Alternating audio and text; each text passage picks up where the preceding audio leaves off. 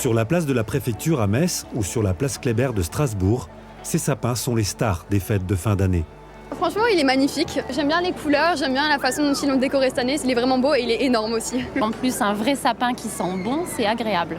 Pour pouvoir émerveiller plusieurs millions de visiteurs par an, le choix du sapin, sa préparation, son acheminement sont confiés à l'ONF. Un travail qui commence bien avant l'hiver. Retour en arrière. Nous sommes à la fin de l'été dans le massif vosgien. Henri Pierre, responsable de production à l'ONF, est chargé par le département de la Moselle de repérer l'arbre idéal. Pour cela, il parcourt plus d'1 millier de kilomètres par an. En général, pour trouver les plus beaux arbres, c'est au bord de ruisseaux. C'est des arbres qui ont poussé assez vite et donc qui ont vraiment une flèche, une forme conique assez sympathique. Il doit également s'assurer que l'arbre est accessible facilement pour pouvoir par la suite le transporter en ville. Et voici l'arbre qu'il a déniché.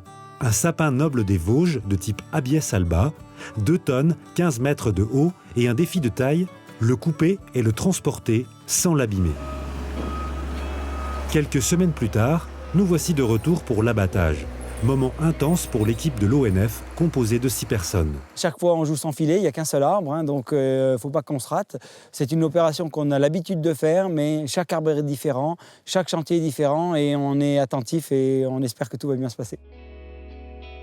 Pour couper l'arbre délicatement, 2 grues et un camion sont mobilisés.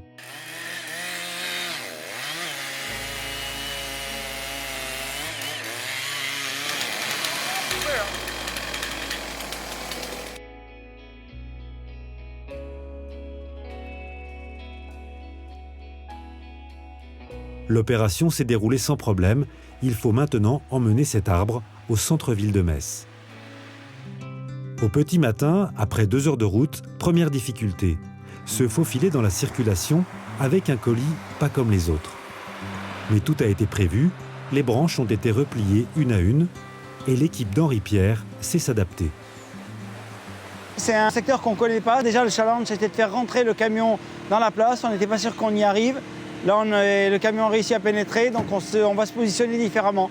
On installe les grues et dans 10 minutes, on lève l'arbre. On le lève et on le met en place. Et effectivement, après quelques consignes de synchronisation et en toute sécurité, les 2 tonnes du sapin s'élèvent dans les airs.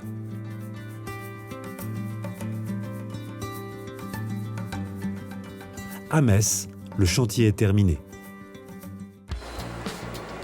Direction Strasbourg à présent, car quelques jours avant l'inauguration, les grimpeurs de l'ONF font encore du travail. En effet, le sapin doit être garni artificiellement pour être plus dense et mieux accueillir les décorations. On cherche vraiment la perfection, que ce soit le plus harmonieux possible et on n'a pas le droit à l'erreur. Il faut vraiment que l'ensemble ait une harmonie. De peu importe où on se trouve sur la place, il faut que le sapin ait une belle gueule, quoi. Une belle gueule de 8 tonnes et 30 mètres de hauteur. Un sapin également déniché par Henri Pierre dans une forêt du Grand Est. Mais ici, la ville a été associée au choix de l'arbre. Il faut dire que le partenariat entre l'ONF et la ville de Strasbourg a plus de 20 ans.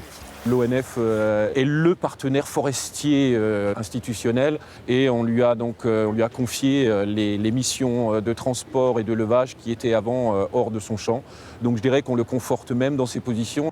Confiance des institutionnels et reconnaissance du savoir-faire par le grand public. Avec cette opération des sapins de Noël, l'ONF est à la fête.